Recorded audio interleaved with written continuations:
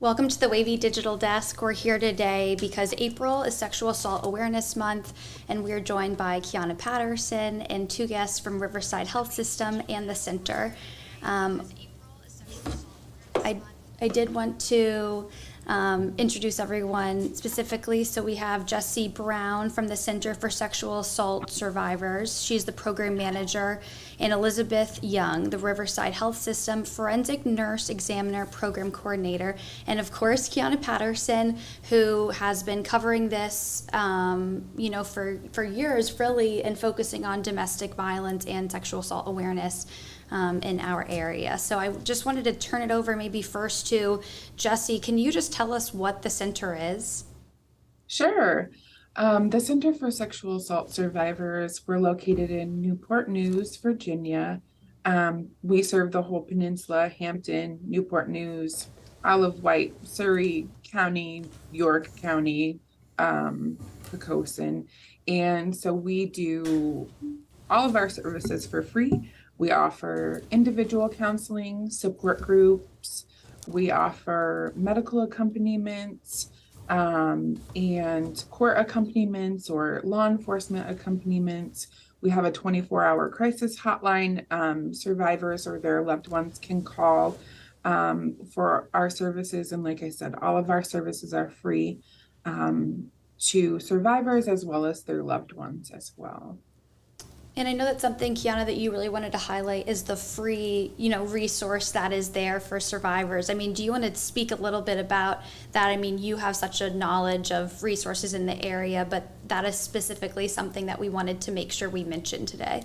Oh yes, the Center for Sexual Assault Survivors is so important because they provide those free resources. Free counseling after trauma is key to healing from anything. So I think that it's really important that we make sure that people know that this is here, this is available. You don't have to struggle and suffer in silence. These resources are here for you and readily available. But the key to making sure that these resources are available is because they need fundraising. They have to raise the money to make sure that these resources are free, and that kind of segues into the walk. The walk for Walk in Their Shoes is this Saturday. We're going to have it at the Hampton Peninsula Town Center. Everyone is welcome to come out. We would like you to go on and register online, and then also donate because they need money to make sure that these resources are still available. And we have that link up in the chat as well as tagged Riverside and the center. So if you want more information, head over there. And also there's a wavy.com link that does talk about the walk, where to register, and some local resources. And this chat will be in there later today if you're seeing this at a later time. Elizabeth, I wanted to head over to you. Can you talk a little bit before we dive into the walk about your role in Riverside Health System? Absolutely. So I have a team of forensic nurses.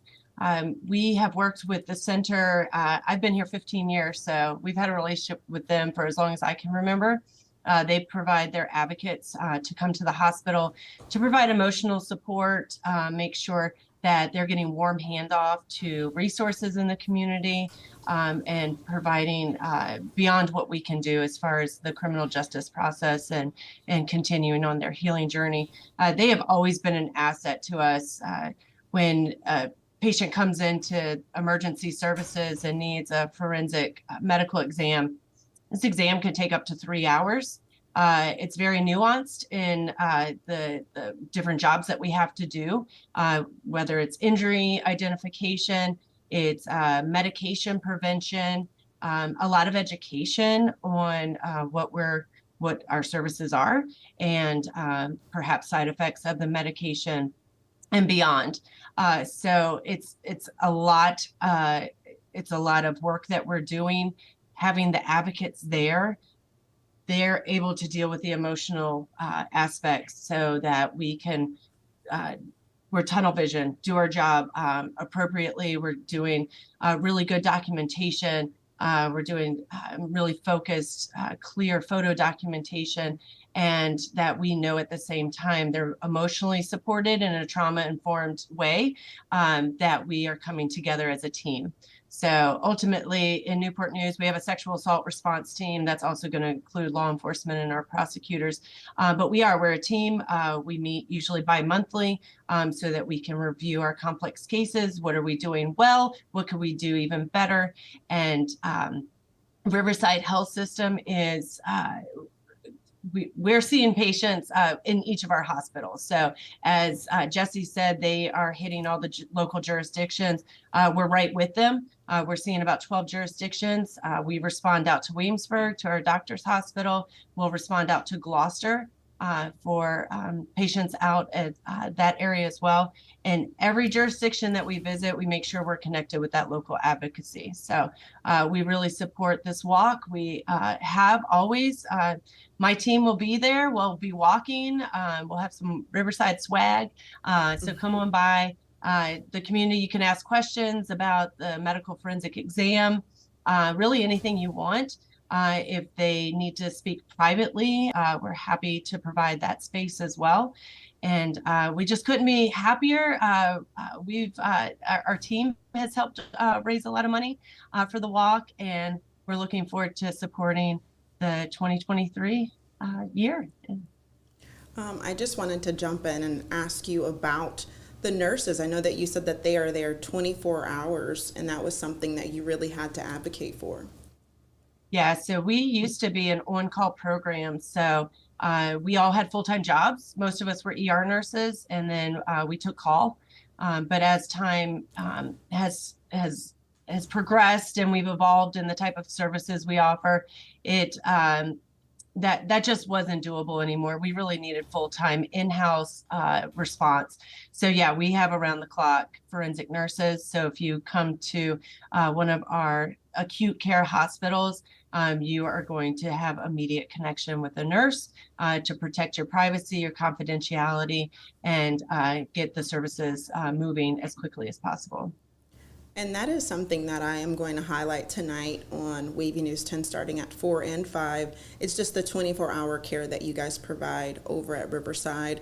You guys have a room, set aside in the ER specifically for sexual assault survivors to come and confidentially, get their evidence collected and have all of that. But could you talk with us about how there may be hesitancy for people to come to Riverside or to reach out to the Center for Sexual Assault Survivors? Absolutely. So, with being sexually assaulted, there can come self-blame, just nervousness that you may already have interacting with medical professionals, or perhaps traumatic situation you've had in the past, maybe in an emergency department. So that obviously can be a barrier for patients. So I think the biggest thing between the center, the walk, having our services at Riverside is us educating the community that you've got trauma-informed, victim-centered folks, professionals out there that care for you, that we want to be here for you. And we want to do this in a manner that protects your dignity, that pushes you forward in a healing and empowering way. And that's what we have strived for all the years that Riverside has had a forensic nurse program, is just protecting all of those mentalities, that you are safe when you come here. You can trust us. We're going to take the best care of you. We have unparalleled services through Riverside, and we're going to always do a warm handoff. We're going to call you within 24 hours, make sure you're navigating okay. And we're going to have you come back in a few weeks, and we're going to retest you for everything. And we're going to make sure you've had appropriate response from our community allied services, along with law enforcement, along with the Commonwealth Attorney's Office. We have everybody on speed dial. Like I said, we're a close SART team, and we work together to make sure that this is as best an experience a patient can have through one of the worst times of their lives. Absolutely. And Jessi, that directed to you as well, I think, just to speak about what you all can do, if someone does come to your doors. Yeah. whether you come to our doors or call us on the phone. We're going to take our time with everyone, collect as much information as we can, direct them to the hospital if that's something that they want to do. Because just like Elizabeth from Riverside, all of our services are voluntary, and we're going to ask what the individual wants to do. So we appreciate our collaboration with Riverside wholly. The mostly seamless transition from either us to them or them to us has been working so great. And we're going to make sure that we help everyone that comes to our door or calls us or sends a request on our website. And if they're not in our service area, we're going to make sure we find the right fit for them wherever they are. So we're going to connect them with counseling if they want. We're going to connect them with law enforcement if they want. Really, whatever they're looking for, we're going to help connect them with. And I know at the walk on Saturday, there will be a lot of different organizations out there, from the LGBTQ Life Center to military organizations, sororities, and fraternities out there. Could you talk with me a little bit about how you guys provide resources to military spouses, military members? I know that this is a huge military area. Just talk with us about that, Jessi. Sure. So we collaborate with all of the sexual assault response teams for each military branch and base in this area. We provide a lot of trainings for the military advocates when they're training to become advocates. We do get client referrals from the military sexual assault responses as well. Many times they'd rather go through our services or, because we're a free center and we're confidential, they like to come to our services. Again, we provide the individual or the secondary survivor, so a loved one or partner or something like that. So we do see quite a few collaborations with all of the military branches, and I know there's going to be quite a few there at the walk. I think there's going to be around 20 community partners there, give or take, maybe a few. So lots of great resources. We're going to have, of course, the center's resources and all of our advocates and staff and volunteers there. So if someone needs to talk or ask about services, we will have a space available for that. And just segueing over to Elizabeth, I know that you said that some of the hesitancy last week when we talked, you said some of the hesitancy from reporting is because a lot of people are scared to talk with law enforcement. Could you talk with us about how the forensic nurses are supposed to report certain cases depending on age, and then the others, they have the decision if they would like to report? Absolutely. So of course, we're in a position that we're mandated reporters for our 17 and under, but we're also at the other end of the spectrum, 60 and over. So we're mandated to report to CPS and APS.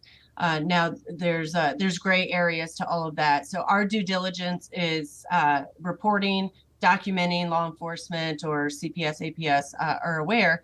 However, we do give that choice, that empowerment again, that they do not have to cooperate if they do not want to give details of what happened, but they still want to proceed with all of my services. That is 100% allowable. So we call it restricted or blind reporting. We will still collect evidence, and this evidence will be sent to Richmond. They have a confidential storage area. So we can't take anything that needs to be refrigerated, but dry evidence storage can stay there for up to 2 years. And then if they want it kept longer, they can write in and request an extension of that evidence collection or keeping that evidence. The only thing is 12 and under. So if we have a patient that's 12 and under, we have to have authorization by a detective to collect evidence. So we can't have parents, requesting, and then so there's always law enforcement involved with 12 and under, but that kind of that gray area, 13 to 17, also by code of Virginia, they can make decisions on STI testing, mental health services, substance abuse.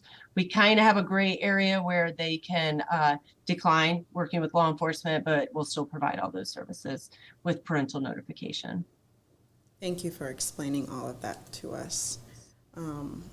And, Elizabeth, I think the one thing that you all do with your Fear to Freedom program, I think hopefully if people knew about it, maybe eases the burden potentially of all of that, the testing that does take place, or at least, sets off, sort of on the right path of the care that they need personally, and doesn't make it so medical and so invasive, sort of offering something. I mean, can you talk a little bit about that program that you all offer? Yeah, so actually Fear to Freedom is another local nonprofit. Sorry, I was, we have the video of the bags at your health system, yeah. Yes. So we've been connected with them for about 12 years. The genesis of that was former First Lady of CNU, Rosemary Tribble. So it's her legacy, her baby. She would help students that would even come to Riverside, be their support person, and notice that sometimes we had to take patients' clothes. And if we didn't have donations of clothes, we had to send them out in paper scrubs. So she created Fear to Freedom, which they provide us with aftercare kits that the students have made. We usually get about 300 to 400 a year. They're stuffed with new clothes, yoga pants, shirts, toiletry, therapeutic items. There's a Freedom Bear. These are amazing. I hate to even think about what my work was like before we had them. They're all size-based. It's just an amazing gift we're able to give patients. Each student that creates a kit writes a special, it's a generic note, but they're always uplifting. They always make my eyes wet when I read them. It's a special night. We have an hour to empower over at CNU once a year, and we get to be a part of these students making these kits. And then they're all brought over to the hospital. They're put down in our basement, and then we're restocked for another year. It's an incredible program. They're feartofreedom.org, and I also sit on their board as well. I know that you used to sit on the Center for Sexual Assault Survivors board. Is that correct? I did, yeah. I did for many years. And your time on the board ends, and that was a special time for me to be involved, kind of from the beginning of my time in forensics and doing this kind of work. So and I encourage all of these nonprofits are always looking for new board members, new expertise from the community in many different sectors. So financial to advocacy to education. So that's always something nice to. If you're looking to bolster your CV or your volunteer time, it's a great way to give back. Just segueing over to Jessi, I wanted to highlight that you guys offer a male counseling session. Can you talk with me about that and why it's unique to the center? Sure. So we offer a men's support group, which is all of our services are currently virtual. And it has been thriving in the virtual world. We have, I want to say, around 8 to 12 males that come consistently to the virtual group. It's ran by a volunteer. He's a PhD doctor, professor, and he moved away a few years ago, but he still continues to volunteer with us. So we appreciate that. And then we do offer individual counseling for men as well. And that might not seem like out of the ordinary, but sometimes it is. There are many places that will only serve women or women and children. But in order to kind of break down barriers for reporting and destigmatizing male survivors, I think it's important for us to offer services, and that also helps with funding as well. So if the federal government or the people that are giving us the grants see, oh, they have there's a bigger need for services for male survivors, we can ask for more money for those services, to make sure that we are able to provide those. So for many, many years, there has been so many stigmas surrounding men and sexual assault, and we really like to combat that by ensuring we offer services to them as well, and that they understand that they're supported, just as anyone else that were to come to the center. I did want to talk about, I know that we talked last week about the trends that you all saw as we were coming out of COVID, as some of those lockdowns were being lifted. There was somewhat of an increase in child sexual assault. Could you guys talk with me about those trends that you saw then in comparison to now? Sure. Jessi, yeah, go ahead, sir. Okay. So I moved here just under 2 years ago, and I was doing victim advocacy for a child advocacy center where I used to live, and we saw that a lot of children during COVID were stuck at home with perpetrators or people that they weren't typically had contact with. They didn't have their safe school space. They didn't have their counselors at school, or, the outside world was kind of shut down. A lot of services were shut down, so they weren't receiving the support. So we did see a big influx of disclosures once things started to open back up again. I personally don't know exact statistics, but I do know we are still seeing many cases, a lot of teen cases mostly. We do see some younger children, but the 13 to 24 group is really the main group of individuals, both male and female. At least here at the center, that's what we're seeing. And I think nationally, I spoke with someone from CHKD a few months ago, but we were just talking about the CDC findings. I think they came out in February. That sort of parallel, maybe what you're seeing locally. I think nationwide, they've seen, sexual violence skyrocket really in that group as well. Yeah. So how do we stop, that number from going up? I know you have a shirt on that says no is a complete sentence, and that's what, that is. But I guess, how do we have these conversations with that section of that age? Yeah. So we are an intervention center. We intervene after the sexual assault has happened, but we are supporters of the prevention side. So this month being Sexual Assault Awareness Month, as well as, Child Abuse Awareness Month, you'll see pinwheels around, the blue and silver pinwheels. It's important to, teach children about their bodies, teach teens about consent and healthy dating, and what consent consists of, and coercion and things like that. It's important to educate our young people and college age students, everyone really, but to help combat that, just really giving a lot of education. So we try to get into schools more, which we've kind of been able to do in the last year, which has been exciting, just to get that information and education out there, and let everyone know that there is support, and your body is your own, and no means no. You don't owe anyone an explanation for anything. Just like you said, my shirt says no is a complete sentence.